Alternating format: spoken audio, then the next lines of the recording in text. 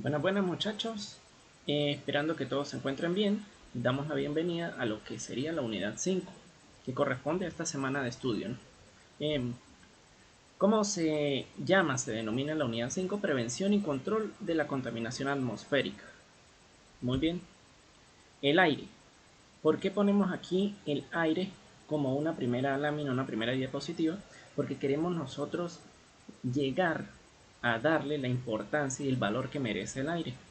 Cuando nosotros nos alimentamos, podemos durar sin alimentarnos hasta que nuestro cuerpo, eh, digamos, no resista más y finalmente, pues, muramos. Más o menos unas 3 semanas, digamos que ese es el promedio. Si nosotros duramos sin beber agua, si hablamos en el caso del agua, podríamos nosotros estar alrededor de unos 3 días sin beber agua, hasta que nos deshidratemos, nos dé demasiado calor, nos dé fiebre y pues también fallezcamos, ¿sí? Más o menos en promedio, eso es lo que tarda una persona, 3 días sin agua. ¿Y qué hablamos ahora del aire? Si nosotros tardamos en promedio 3 minutos sin aire, estaríamos hablando de que podemos llegar ya a nuestra muerte, ¿sí? Eso más o menos es el promedio, o por lo menos en ese punto perdemos el conocimiento y de en adelante pues ya viene lo relacionado con la muerte. Entonces vamos a ver desde esta explicación, desde este ejemplo que estamos poniendo, o esta analogía más bien en este caso, vemos la importancia del aire. El aire es una mezcla gaseosa principalmente de nitrógeno, que en promedio estaríamos hablando de un 78% que compone el aire, y estamos hablando de oxígeno en un 21% más o menos, ¿sí? Queda un 1% que casi ese 1% casi lo compone el argón. El resto de componentes del aire son trazas. Si hablamos del CO2, que es una de esas trazas, principal gas de efecto invernadero, estamos hablando de que él está alrededor del 0,03%.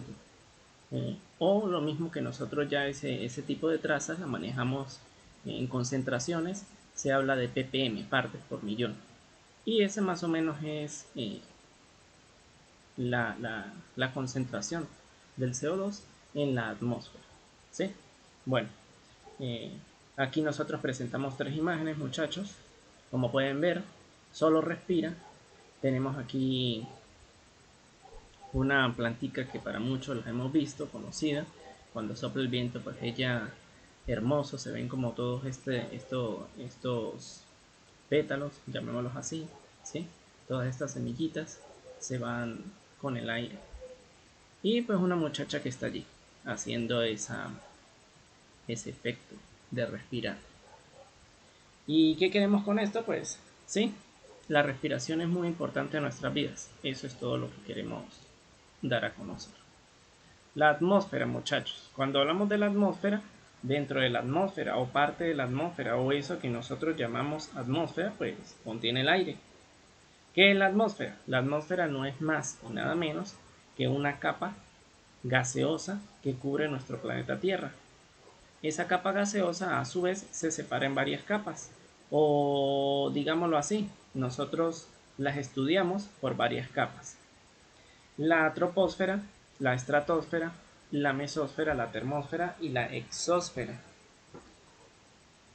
Principalmente esta atmósfera la separamos por capas porque tiene un comportamiento en cuanto a la temperatura que varía. Como pueden observar aquí, cuando hablamos de la troposfera y pasamos a la estratosfera, venimos trabajando la temperatura con la altura. En la troposfera va disminuyendo hasta llegar aproximadamente a unos menos 50 grados centígrados, ¿sí?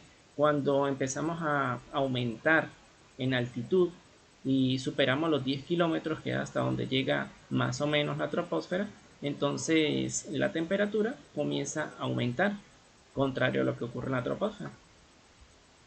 En la mesósfera estamos hablando, en la estratosfera, estamos hablando de que la temperatura vuelve a alcanzar más o menos unos 10-15 grados centígrados. Cuando ya pasamos a la mesósfera, en la mesósfera vuelve a haber una caída de temperatura y más o menos llega hasta unos 80 grados centígrados bajo cero. Posteriormente, en la termósfera, sí, la temperatura empieza a aumentar muchísimo hasta llegar a unos 1500 grados centígrados en promedio. Entonces, pues principalmente las capas de la atmósfera se estudian precisamente por ese aumento o caída de temperatura que la dan pues esos puntos en los que en los que pasamos de una capa a otra. Bien, por lo menos hablemos de la troposfera. La troposfera es una capa, es la capa de la atmósfera que está más cerca del suelo. Hasta unos 10 kilómetros podemos hablar de que en la troposfera se vienen a desarrollar todos los fenómenos meteorológicos que conocemos en nuestro planeta.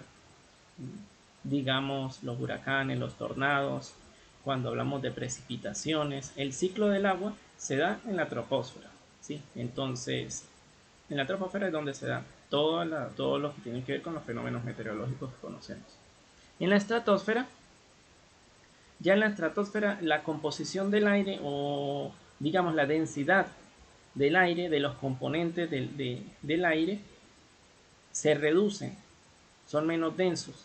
Y por eso en la estratosfera, al haber tan pocos componentes, pues sencillamente no hay tanto movimiento. El movimiento del aire, el movimiento de esa capa atmosférica es mucho menos, es más lento. Es muy poco el movimiento. Como es tan poco el movimiento, pues en la estratosfera se perciben, son estratos, por eso ella se llama estratosfera. Allí encontramos la capa de ozono.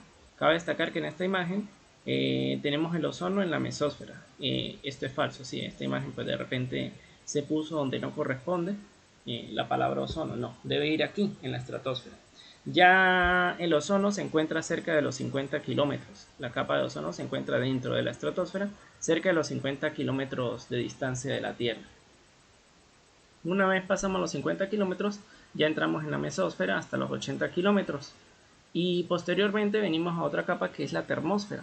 Esa termósfera es donde ocurre ese fenómeno de que aumenta muchísimo la temperatura.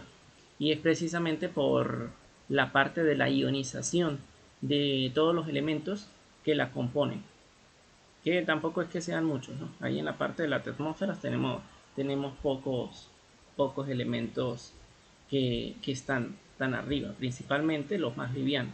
De repente podemos hablar de alguna parte de nitrógeno, alguna parte de hidrógeno, alguna parte todavía de oxígeno, pero los elementos más pesados los tenemos en las capas más bajas.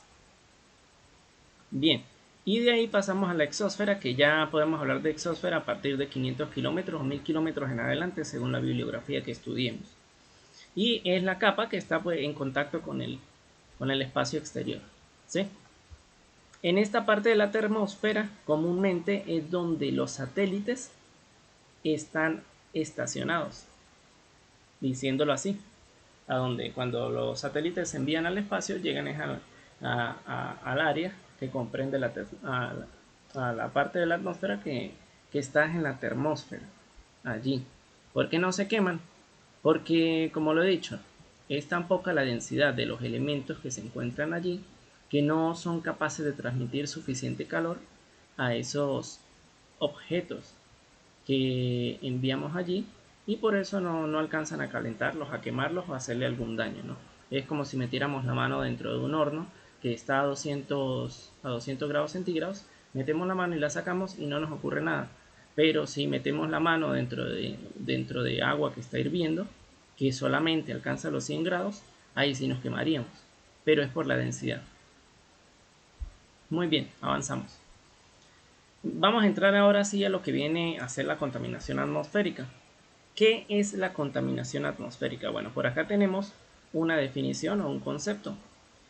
Es la presencia o acumulación en la atmósfera de uno o más contaminantes como polvo, como humos, como gases, olores, nieblas o vapores, en cantidades y duración tales que puedan causar daño a la salud, a sus bienes, a la flora, a la fauna, al ambiente en general, ¿no? A los ecosistemas, al planeta. A esto le llamamos contaminación atmosférica. Si recordamos también lo que hablamos de contaminación en la clase pasada, se recordarán que hablábamos de que, en otras palabras, es la alteración del equilibrio, ¿sí? Y en este caso, en la contaminación atmosférica también ocurre lo mismo, ¿no? Se altera el equilibrio de ¿quién? De la atmósfera. Muy bien. Cuando hablamos de contaminación, es necesario aclarar qué quiere decir fuente, porque ¿qué es una fuente? Bien, en contaminación de la atmósfera hablamos de fuente cuando nos referimos a esos elementos que son los que emiten los contaminantes al aire. Ejemplo, por lo menos aquí tenemos, hablando de fuentes, por lo menos el polen, las esporas. Si nosotros tuviésemos como contaminantes el polen o las esporas, diríamos que las producen las plantas, ¿sí? Si nosotros hablamos de humo, aquí como vemos en la imagen podemos ver muchas cosas que emiten humo, y cualquiera de esas cosas que emiten humo sería una fuente: un vehículo, un incendio, una fábrica, una industria, una construcción, el volcán, la moto, bueno, en fin. Si hablamos de las partículas de polvo, también diríamos por lo menos que una construcción me emite partículas de polvo, o un incendio, en incendio me produciría material particulado, ¿sí? Una industria, material particulado. En las erupciones también se da ese tipo de materiales: monóxido de carbono, metano, hidrocarburos, son elementos o contaminantes, y esas fuentes vienen a ser también los procesos industriales o la industria del automovilismo y de la industria automotor en general. Bueno, aquí tenemos varios ejemplos de lo que es fuentes, de los contaminantes, y aclaramos lo que es la contaminación atmosférica. Muy bien. Hablando de esto, debemos hacer clasificaciones de los contaminantes en la atmósfera. Ahorita traemos 3 clasificaciones que nos parecen importantes para nosotros más o menos tener idea de qué se trata esto, ¿no? La clasificación de los contaminantes según la fuente que los genera. Podemos hablar de que pueden ser fuentes biogénicas, geogénicas o antropogénicas. Si hablamos de biogénicas y de fuentes geogénicas, estamos hablando de fuentes naturales. Si hablamos de biogénicas, es porque la produce un ser vivo. Si hablamos de geogénicas, es porque la produce la Tierra, ¿sí? En sus diferentes movimientos, en sus diferentes desplazamientos, en sus diferentes actividades geológicas, como por ejemplo la actividad volcánica. Eso me produce erupciones volcánicas, que ya hablamos de los diferentes contaminantes que pueden generar. Y lo que son las fuentes biogénicas, hablamos ya de especies animales, vegetales, que puedan de una u otra manera en sus procesos biológicos generar contaminantes. Biogénicos podemos mencionar uno, el metano, por lo menos. ¿Quién me produce metano? La industria ganadera. El ganado, en sus procesos metabólicos, en sus procesos de alimentación, ya sea como eructos o como heces fecales, me van a producir una fuente de emisiones de metano, ¿sí? En el caso de las fuentes antropogénicas, ya estamos hablando de contaminantes antropogénicos, estamos hablando de la parte de las actividades humanas, que son las que me van a producir los contaminantes. Según sus propiedades, los contaminantes pueden ser físicos, químicos o biológicos. Principalmente nosotros entendemos o manejamos la parte de los contaminantes químicos porque me alteran las características químicas.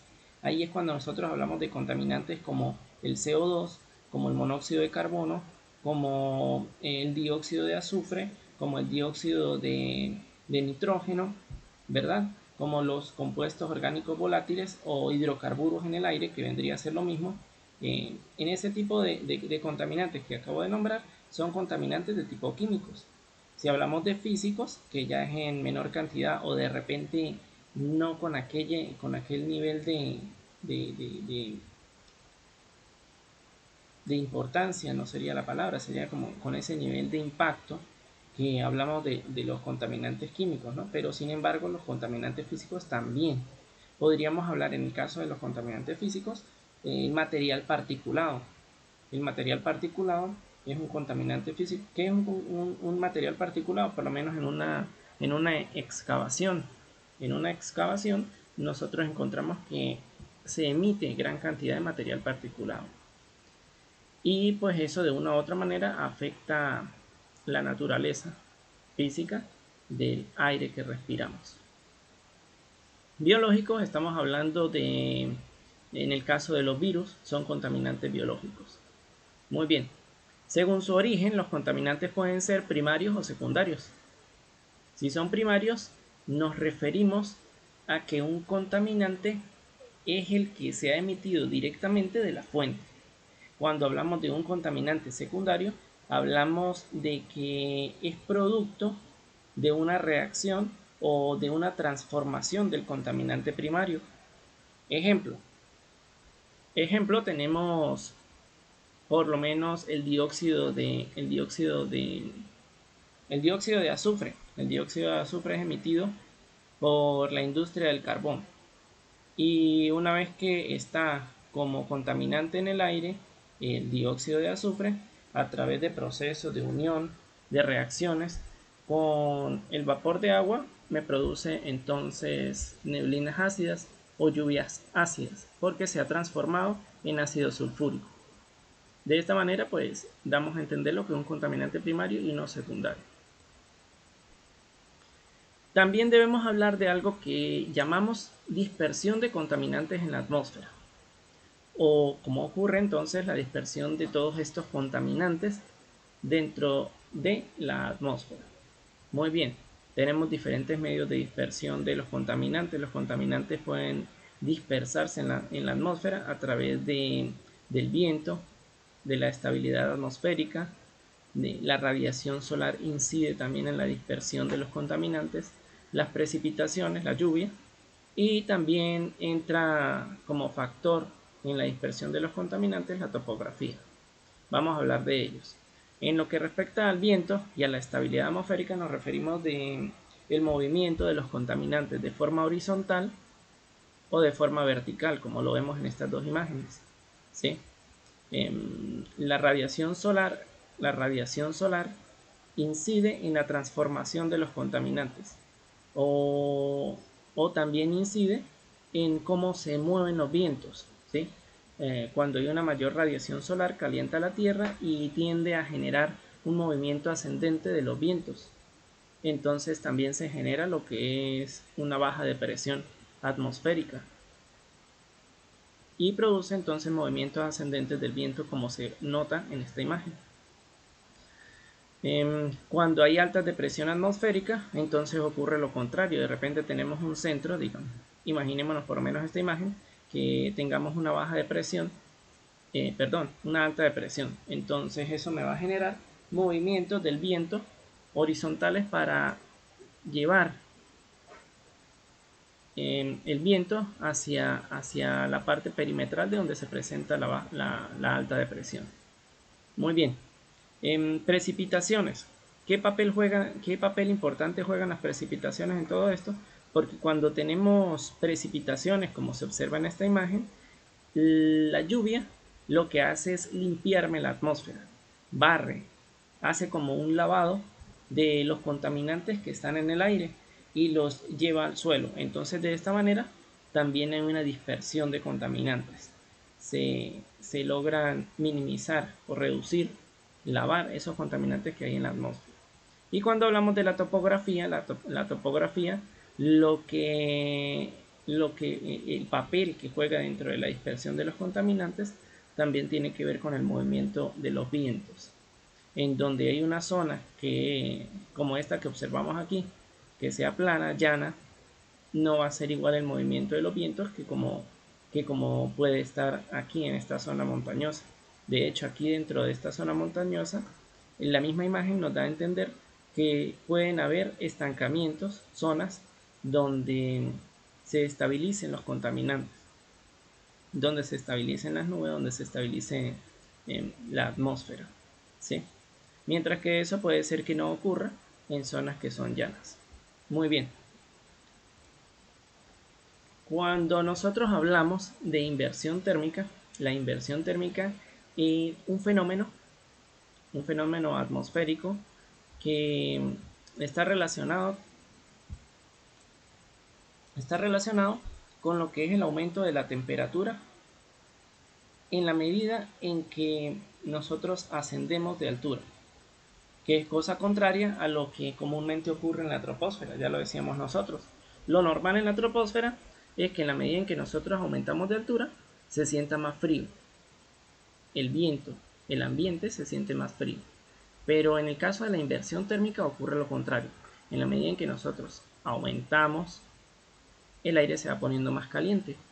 Entonces cerca del suelo está el aire frío y más arriba está más cálido, hasta que ese aire cálido se encuentra con una capa de viento que es muy frío, y ese viento no deja que pase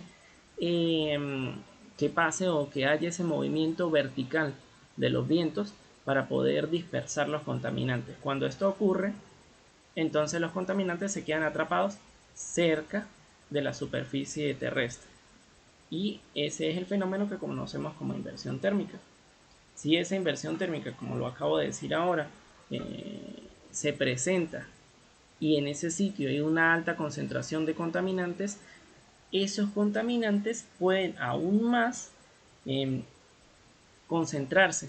Estamos hablando, según la literatura, que puede ser hasta unas 10 veces más, porque las industrias, los vehículos, cualquier clase de contaminantes, cualquier clase de fuente que esté emitiendo esos contaminantes no va a parar, no sabe, y allí se va a concentrar más aún entonces los contaminantes, lo cual genera bastante peligro.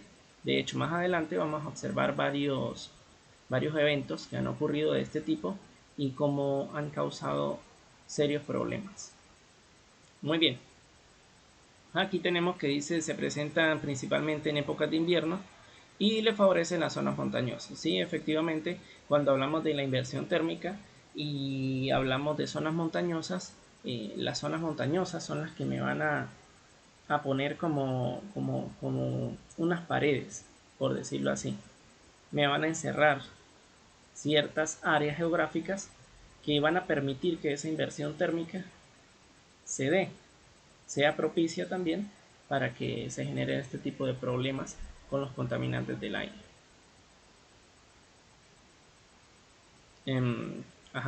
Aquí tenemos tres imágenes, esta ya la explicaba. Por aquí tenemos una imagen en donde se observa una gran concentración que podemos llamar smog fotoquímico, se observa. Y aquí vemos el fenómeno un poco más, se aprecia mejor en esta imagen. Como pueden observar, aquí hay una fuente, una emisión de gases, y esos gases en este punto no ascienden más. Eso es lo que nosotros conocemos y llamamos como inversión térmica, ¿sí? Aquí hay una alta concentración de gases que pueden ser perjudiciales para la salud de las diferentes especies de animales, vegetales y por supuesto el ser humano. Hablando de contaminación de la atmósfera, ¿cuáles serían los principales contaminantes que nosotros tenemos o que estudiamos? Más que principales contaminantes, digamos que son los que más estudiamos, y hay muchísimos contaminantes que pueden ser muy perjudiciales, pero tal vez los que más se conocen, los que más a menudo entran y dentro de los problemas que se han presentado en la sociedad, son estos que presentamos a continuación. El óxido de nitrógeno, popularmente se escribe como NOx, ¿sí? Dentro de esa familia hay varios, por eso se le conoce como NOx. Hay dos principales que nosotros vamos a estudiar. Él es precursor del ácido nítrico, que contribuye a las lluvias ácidas, y también es precursor del ozono. El dióxido de azufre SO2, él también podríamos decir SOX, porque también hace parte de una familia de óxidos de azufre, pero este lo pusimos aquí directamente porque es el principal y es el que estudiamos. Precursor del ácido sulfúrico. El monóxido de carbono, CO, es diferente a dióxido de carbono.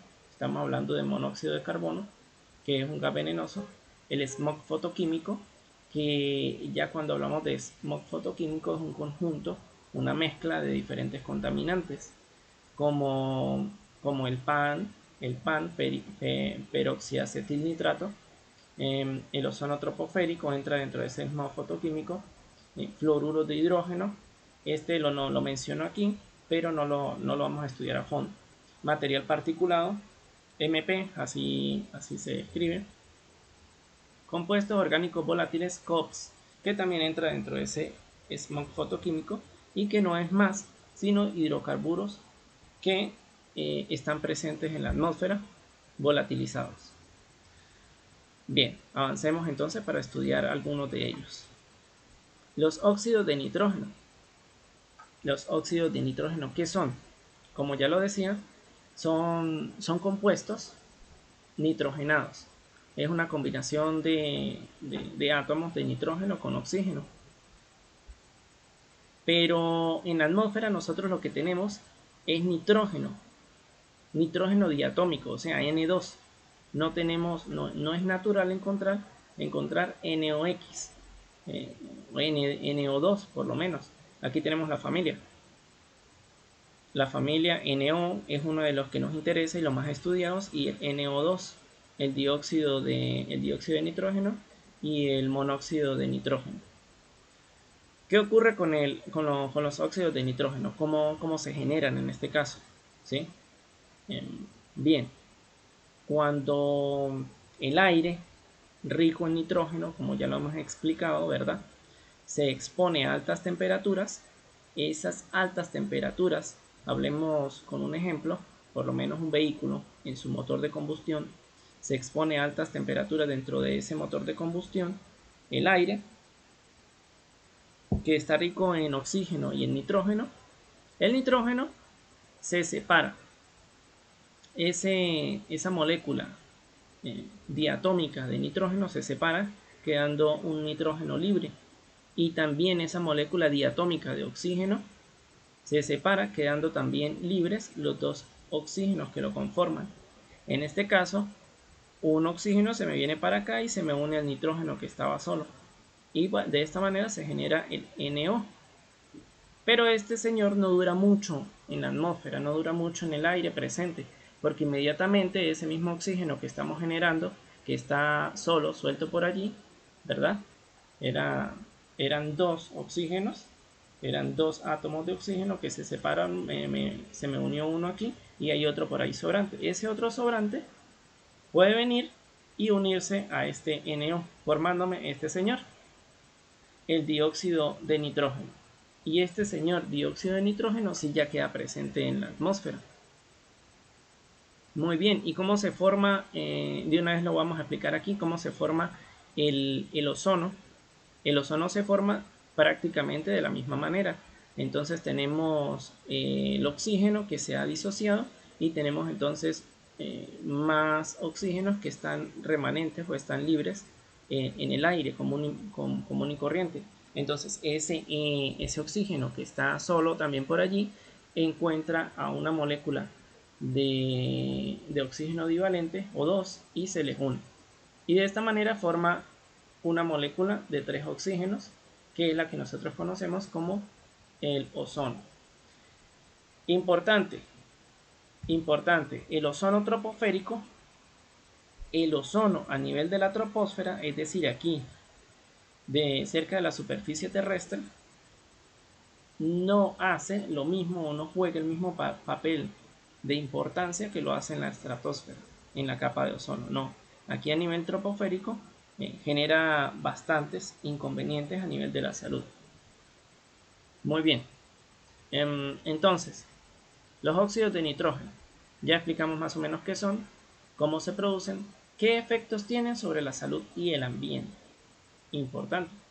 Los óxidos de nitrógeno sobre el cuerpo humano, comúnmente o no comúnmente, los óxidos de nitrógeno atacan principalmente a todo lo que es el sistema respiratorio, los pulmones, la parte bronquial, las vías respiratorias, las vías nasales, ¿sí? Todo esto lo atacan los óxidos de nitrógeno. Y de esta manera, pues las personas que están expuestas a los contaminantes, evidentemente mientras mayor es la concentración del contaminante, mayor daño hace al sistema respiratorio. Podemos encontrar entonces personas con bronquitis, personas con casos de neumonías, personas con que se les ha incrementado sus problemas de asma o con bastante generación de flema. Todo esto es parte de los efectos que tiene los óxidos de nitrógeno sobre el cuerpo humano. Y sobre el ambiente, pues también inciden. Las plantas comúnmente se ven bastante afectadas. Se habla de que las plantas presentan ciertas manchas que sobre las hojas se ven deterioradas. Las hojas tienden a parecer que se están secando, pierden color. Entonces, pues de una u otra manera, su capacidad fotosintética se ve disminuida. Y si la concentración es muy alta, podría entonces hacerle daño a la planta, ¿no? Causarle de repente la muerte. Bien, avanzamos. Tenemos el dióxido de azufre, perdón. El dióxido de azufre es otro compuesto, una molécula que se forma a partir del azufre en combinación con el oxígeno. El azufre se encuentra presente en muchos procesos industriales que se relacionan con los hidrocarburos, con la quema de combustibles fósiles. Podemos hablar de la industria petroquímica, petrolera, y podemos estar hablando de la industria del carbón. Aquí tenemos unas fotografías, por lo menos donde está presente el azufre. Comúnmente se ven emisiones con un colorido como este, amarillento. Perdón, un colorido amarillento. Al tener eh, estos combustibles fósiles, tienen dentro de su composición azufre, y cuando pasan por esos procesos de, de combustión, entonces ese azufre se transforma en dióxido de azufre, ¿sí? El proceso de combustión lo que hace es que lo convierte en la molécula de dióxido de azufre. Muy bien, este, como ya lo dijimos, es precursor del ácido sulfúrico y puede también entonces ocasionarme lluvias ácidas si las condiciones están dadas. Hay una fuerte emisión, una gran concentración, se eleva a la atmósfera, hay condensación del vapor de agua presente, se combina con el dióxido de azufre, se produce el ácido sulfúrico y precipita, causando también daños a la tierra, como ya hemos dicho, ¿verdad? Al suelo, a las plantas, a los cuerpos de agua en general. También de repente sobre las estructuras, eh, edificios, puentes, de repente obras de arte o como estatuas, este tipo de cosas que puedan estar expuestas a esas lluvias ácidas. Muy bien. Ya hablamos entonces de cómo se forman. Aquí está más o menos la estructura, ¿sí? La estructura química. Efectos sobre la salud y el ambiente. Muy bien. El dióxido de azufre es otro compuesto que también ataca a las vías respiratorias. En la mayoría de los casos, los diferentes, contaminantes atmosféricos nos perjudican principalmente las vías respiratorias, ¿sí? Este señor dióxido de azufre, aparte de que ataca las vías respiratorias, me va a causar malestar a nivel de, de lo que comprende el sistema cardiovascular, ¿sí? Me va a alterar también lo que es la parte de la tensión arterial, causando hipertensión arterial. Por eso en muchos de los casos las personas, cuando se contaminan con dióxido de azufre, pueden tener eventos de paros cardíacos o, como le estoy diciendo, pasan por procesos de hipertensión arterial, porque este señor de una u otra manera actúa en estos sistemas del cuerpo humano. Muy bien, y sobre el ambiente, de igual modo, si es como lluvia ácida, va a dañarme las plantas, va a hacerme daño en la biodiversidad, y si es directamente altas concentraciones de dióxido de azufre, va a causar similares consecuencias que los óxidos de nitrógeno, es decir, que me va a dañar las hojas, las va a quemar y pues va a reducir su capacidad fotosintética. El monóxido de carbono. El monóxido de carbono es un compuesto que redundando está compuesto por carbono y oxígeno. No es dióxido de carbono. Este monóxido de carbono en bajísimas concentraciones puede llegar a causar la muerte, ¿sí? El monóxido de carbono es un gas tóxico, altamente tóxico. ¿Cómo se produce? Él se produce cuando tenemos combustiones incompletas. ¿Qué es una combustión incompleta? Se le llama combustión incompleta al proceso de combustión que le falta oxígeno para poder precisamente oxidar totalmente a todo el combustible que esté presente. Aquí vemos digamos, un juego de llamas. Se parece al ensayo de la llama que uno hace en los laboratorios. Desde una llama que es más azulita hasta una llama que es más amarillenta, más anaranjada, ¿sí? Cuando nosotros tenemos suficiente cantidad de oxígeno para la combustión disponible, presentamos llamas que me van a producir una combustión muy completa. Este es el caso de este tipo de llama. En este caso nosotros podríamos decir que hay una combustión completa, es decir, que se formaría si el combustible fuera metano, estaríamos hablando de que se forma CO2 completamente, que es un gas que por lo menos a nosotros no nos va a causar la muerte en altas concentraciones, ¿no? Perdón, en bajas concentraciones, ¿no? Y por aquí tenemos una llama, que esta llama sí es más amarillenta, y esto nos habla de que se están dando una combustión incompleta. En este caso podemos tener entonces trazas que se vienen a generar de monóxido de carbono, ¿sí? Muy bien, ¿qué efectos tiene el monóxido de carbono sobre la salud? ¿Dónde se puede generar? ¿Cómo se presenta? Ya hablamos de combustión incompleta, pero por lo menos el monóxido de carbono se puede generar en chimeneas, en países en donde se utilizan las chimeneas, o incluso aquí si las utilizamos o alguien tiene una chimenea, en las chimeneas que están dentro de los hogares y no hay buena ventilación, se produce este tipo de contaminante, y si llega a haber suficiente concentración dentro del hogar, pues puede traer las consecuencias a la salud, que ya vamos a explicar un poco más. ¿Dónde más se puede generar también monóxido de carbono? En los vehículos. Estos casos se han reportado, se han documentado bastante, de personas que han fallecido dentro de sus vehículos porque tienen el motor prendido, ya sea principalmente para la calefacción en los países fríos. Entonces prenden el vehículo genera su calefacción, que es lo contrario a lo que hacemos aquí, lo dejamos prendido, pero para el aire acondicionado, ¿sí? Muy bien. Entonces, producto de la combustión incompleta, se puede dar ese caso. Entonces, ¿qué efectos tiene sobre la salud? Aquí tenemos algunos de los efectos. Produce dolor de cabeza, decaimiento, falta de fuerza, ¿sí? El monóxido de carbono lo que hace es unirse a la hemoglobina, y ustedes saben que la hemoglobina es la que nos transporta el oxígeno dentro del cuerpo, dentro de la sangre.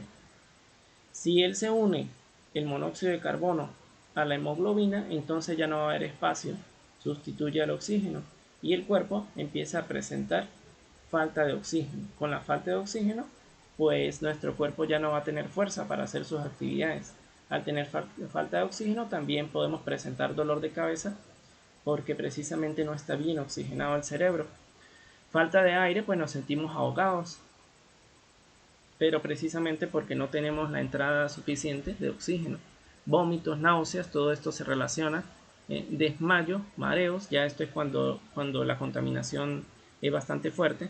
Este tipo de problemas se pueden estar presentando hasta una saturación en nuestra sangre de un 10% de monóxido de carbono. Ya cuando la concentración, la saturación de la sangre de monóxido de carbono alcanza niveles de un 50%, se produce la muerte. Entonces, bastante importante esto del monóxido de carbono dentro de los contaminantes del aire. ¿Algo más por aquí?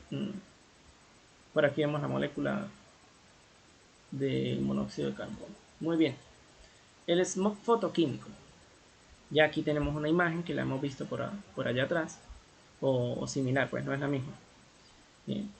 A esto también muchas veces las personas le suelen llamar, o le solemos llamar calima, y no es más que esta niebla que se ve. Eso se ha notado aquí en San Cristóbal, se ha visto sobre la ciudad ese tipo de contaminación. Es el smog fotoquímico.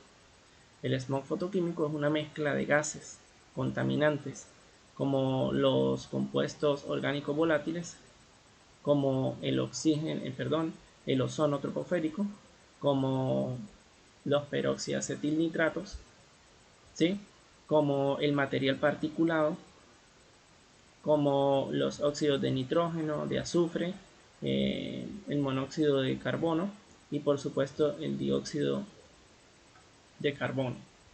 Bien, ¿qué ocurre con todo esto? Bueno, esto lo que causa ese smog fotoquímico es ver esa coloración, esa niebla. Esa niebla se produce en gran parte por la incidencia también de lo que es la luz solar. La luz solar también propicia muchas reacciones de todos estos compuestos allí y también cómo se disocia esa luz, cómo se esparce a través de estos elementos es lo que me da este color ocre, grisáceo. En otras ocasiones se ve amarillento como en la fotografía que vimos anteriormente.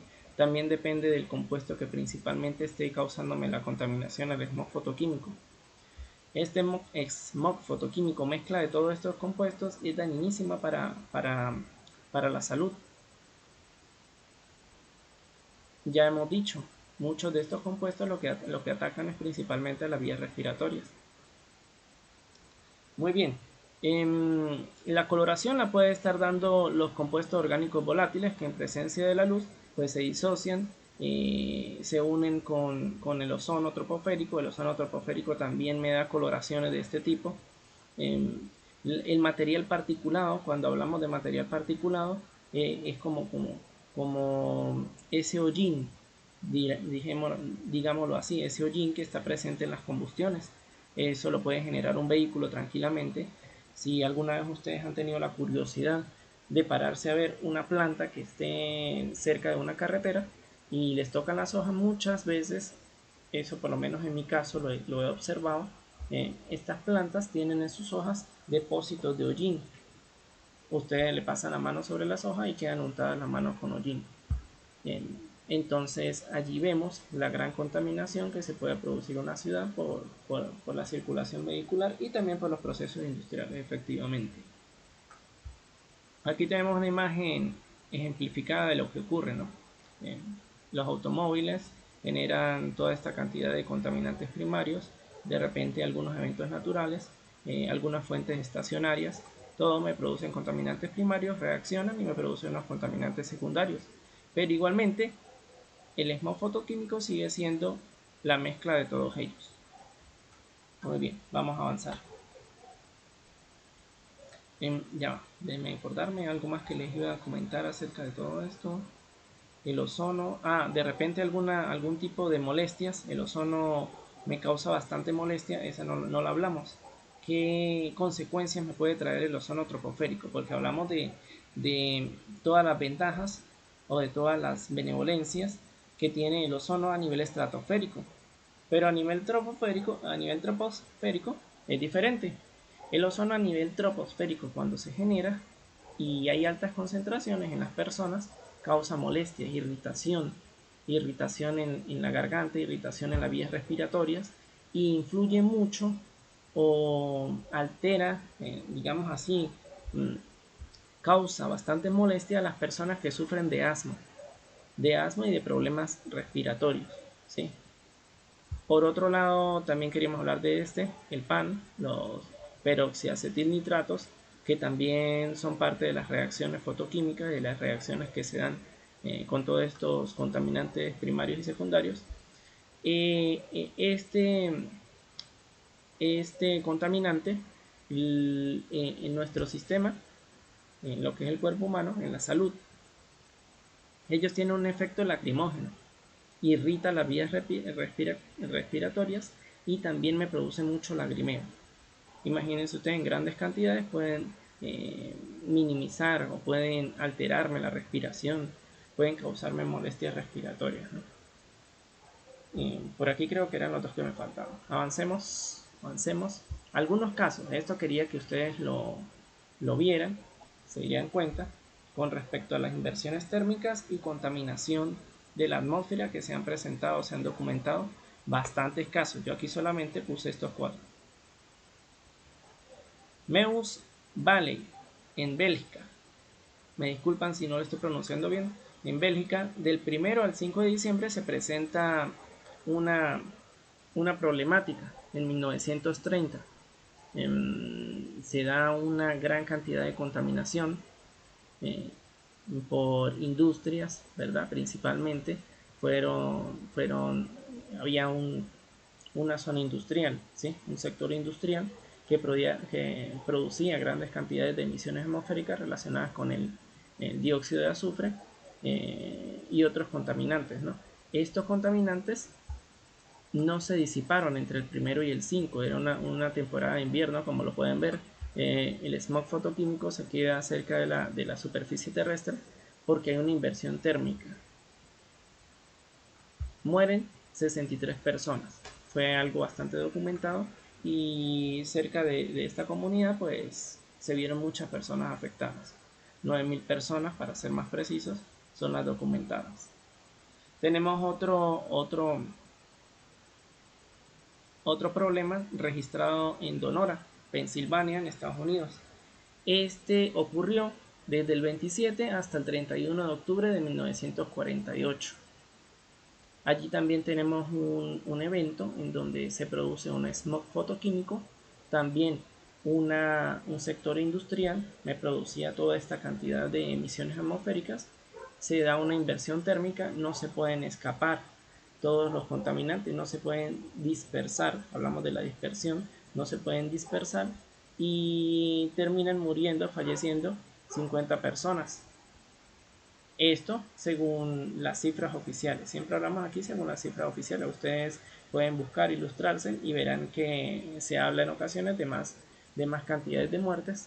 Sin embargo, estas son las cifras oficiales. 7.000 personas enfermaron a causa de este incidente o de este accidente. En Londres, Inglaterra, del 5 al 9 de diciembre de 1952, también se produce otro evento similar. Tenemos otra formación de smog fotoquímico, un fenómeno de inversión atmosférica, y en este momento fallecen más de 4.000 personas. Cuando ustedes revisan este incidente, hablan mucho de que las personas y también la actividad industrial se da, por lo menos en el caso de las personas, un consumo elevado de carbón, porque como estamos en época de invierno, entonces ellos, para calentarse más, para evitar esos fríos que estaban haciendo, queman aún más cantidad de carbón, y esto me produce esa nube tóxica, en donde, como le estoy diciendo, se habla de 4.000 personas que murieron durante estos días. Sin embargo, también extraoficialmente se dice que fueron muchas más cantidades de personas las que murieron, alrededor de 12.000. Esto ya queda para la historia, ¿no? 150.000 personas fueron hospitalizadas. Imagínense ustedes. Miles de animales también murieron. En Bhopal, India, el 3 de diciembre de 1984, pueden ustedes observar que muchos de estos eventos se registran en los meses de invierno. ¿Sí? Los procesos o los fenómenos de inversión térmica comúnmente se dan en invierno, y como en invierno precisamente estos países, ¿verdad? Estas ciudades suelen calentarse o solían calentarse con carbón, entonces producían exceso, cantidades excesivas de contaminantes a la atmósfera, y dándose ese fenómeno de inversión térmica que ya se los explicaba antes, sencillamente no se pueden disipar los contaminantes y vienen a ocasionar desastres de este tipo. Este es un caso diferente. En Bhopal, India, el 3 de diciembre de 1984, una fábrica que trabaja con pesticidas libera accidentalmente isocianato de metilo, que es un gas altamente contaminante, altamente tóxico.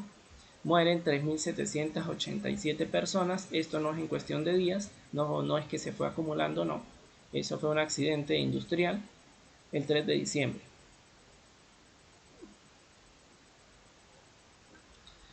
Hubo más personas que enfermaron posteriormente y sufrieron discapacidades. Cuando ustedes buscan en la bibliografía, se dan cuenta de la cantidad de personas, de las discapacidades que se presentan y que todavía hoy a la fecha sigue el área estando contaminada, todavía siguen habiendo problemas, todavía quedan secuelas de ese accidente. A partir de ese accidente también se descubren diferentes problemas sobre la salud de las personas relacionadas con los pesticidas. Y entonces es donde principalmente pues se empiezan a estudiar, ¿no? Muy bien, ya aquí tenemos algunos casos relacionados. Vamos a pasar ahora, pues si hemos visto todo este tipo de contaminantes, hemos visto los daños que ocasionan al sistema del cuerpo humano, a las plantas, a los animales, a la biodiversidad en general, entonces debemos saber o comprender también cómo nosotros lo podemos controlar. Que eso sí les digo, muchachos, por favor, yo les hablo a ustedes de esta manera y vamos a generar conciencia entre nosotros las personas. Estamos en una época difícil, hablando en términos ambientales, ¿sí? Y como ustedes son los futuros líderes, los futuros directores, los futuros presidentes de diferentes instituciones, pues necesitamos que esos futuros profesionales encargados y líderes se aboquen al problema ambiental. Muy bien, ¿cómo podemos controlar la contaminación del aire? Tenemos tres formas como se controla la contaminación del aire, o se habla de tres formas principalmente. Dispersión de contaminantes. Para mí, en mi caso, considero que la dispersión de contaminantes no es lo mejor que se puede hacer o a lo que puede acudir un profesional que está consciente del grave daño que se le causa al ambiente con las emisiones atmosféricas que no son controladas, que no son limpiadas en este caso, ¿no? Que no son tratadas, ¿sí? La dispersión de contaminantes sencillamente es un estudio de cómo se comporta el viento en donde se van a dar ese tipo de emisiones para aprovechar el hecho de que hay fuertes corrientes ascendentes o horizontales y que las condiciones meteorológicas son óptimas para instalar en ese sitio una empresa, una fábrica, una industria, ¿sí? Y de esta manera pues cumplir con la normativa. Eso es todo. Pues desde el punto de vista de nosotros, las personas que estamos abocados al ambiente, no nos parece así. La prevención de la contaminación es mucho mejor. Ya allí se estudian los diferentes procesos para optimizarlos. En la prevención de la contaminación se optimizan esos procesos, como lo digo, para evitar o para minimizar la cantidad de contaminantes que se generan. O para mejorarlo también, ¿por qué no? Si usted puede mejorar un proceso en donde a causa de la falta de aire está generando monóxido de carbono, pues lo que va a hacer es adicionarle más aire, más oxígeno, para que el contaminante que se produzca sea el CO2, que es menos contaminante que el monóxido de carbono, ¿sí? Y por último, la remoción de los contaminantes. La remoción de los contaminantes se refiere precisamente a tratar las emisiones atmosféricas. Y hablando de tratar las emisiones atmosféricas, aquí tenemos algunas tecnologías que se usan.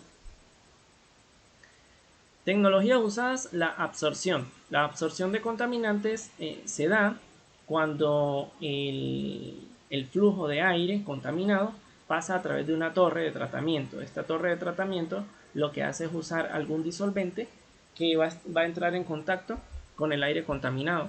El disolvente se va a cargar, va a arrastrar o va de una u otra manera, digámoslo así, limpiar ese aire contaminado, absorbiendo los contaminantes que están presentes en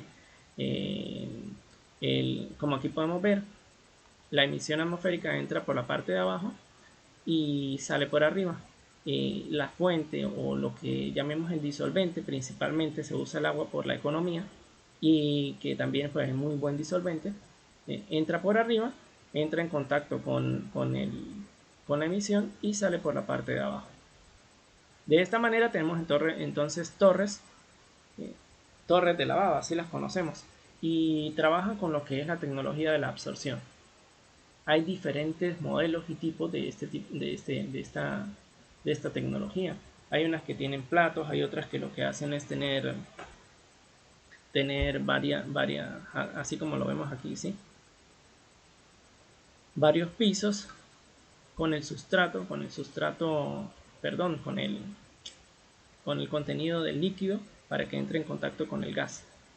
Y también hay otros que simplemente lo que hacen es pulverizar el agua, que haga como hacen las precipitaciones atmosféricas, como se lo explicaba atrás, para que haga el lavado del gas y lo arrastre luego efectivamente, según sea el contaminante, ese líquido que está saliendo de ese disolvente tiene que tratarse también para retirar el contaminante. Muy bien. La absorción. Absorción es diferente de absorción. Cuando hablamos de absorción es porque pasa al medio que lo absorbe. Cuando hablamos de adsorción es porque se adhiere, o sea, no va a ser parte de él, sino que se adhiere a la superficie de ese medio absorbente. Como por ejemplo el carbón activado. El carbón activado es un material que se usa mucho para este tipo de tratamiento. Se usa también en tratamientos de aguas y se usa en el tratamiento también de las emisiones atmosféricas, de las emisiones contaminantes. La emisión contaminante se hace pasar a través de un medio al que se adhieren los contaminantes. Aquí vemos un aparato que trabaja con este tipo de tecnología. Entra el gas contaminado, aquí vemos el medio puede ser carbón activado, como lo había mencionado.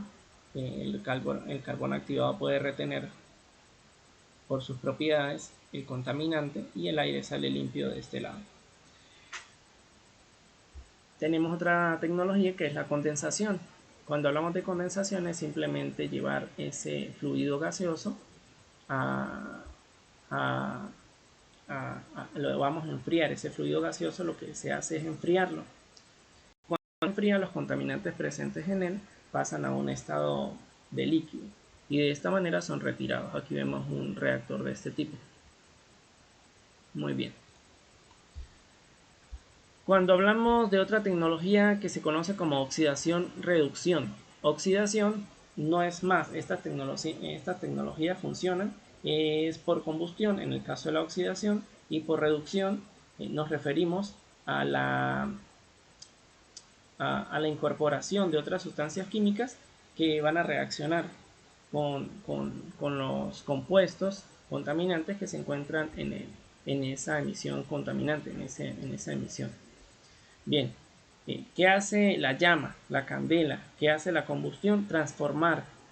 En ambos casos, tanto en la oxidación como en la reducción, es un proceso de transformación del contaminante en otro menos contaminante. Entonces, a través de la combustión podemos pasar el monóxido de carbono a dióxido de carbono. Podemos pasar los óxidos de nitrógeno, el monóxido de nitrógeno, a dióxido de nitrógeno. Y podemos pasar también, por decir, los compuestos orgánicos volátiles, que son los hidrocarburos volátiles, ¿verdad? Lo podemos pasar a dióxido de carbono, que son menos contaminantes. Si hay, por decir, un compuesto orgánico volátil sería el metano. Si tratamos una emisión que tenga metano con oxidación, lo que hacemos es pasarlo a través de la combustión de una llama. Se quema la emisión, en pocas palabras, se quema, y lo que va a salir de allí es agua y dióxido de carbono. ¿Sí? Esta es la tecnología. De eso es que hablamos cuando hablamos de tecnologías de oxidación-reducción. Y por último, tenemos algunas tecnologías que lo que me separan son el material particulado. Las anteriores que mencionamos nosotros son para tratar la parte química.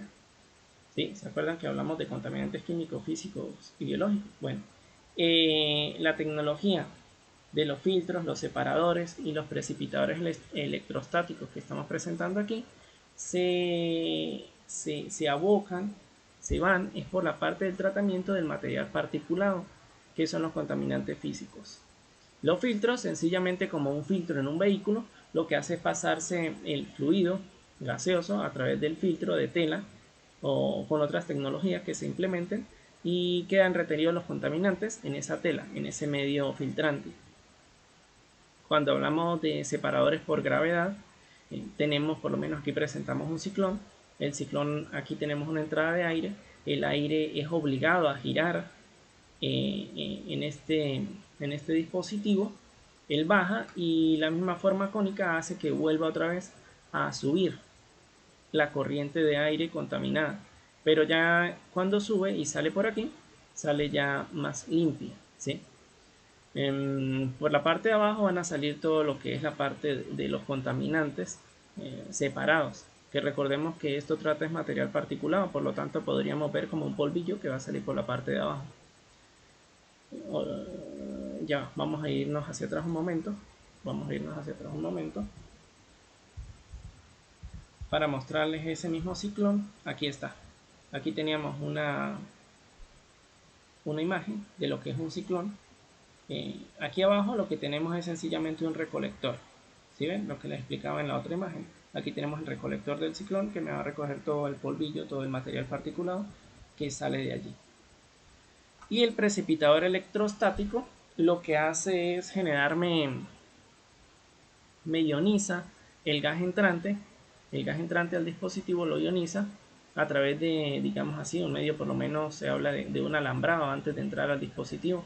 Este alambrado lo que tiene es una carga negativa, me le proporciona electrones a los contaminantes que van dentro del flujo de aire, y por el contrario, estas placas metálicas dentro del dispositivo están cargadas positivamente.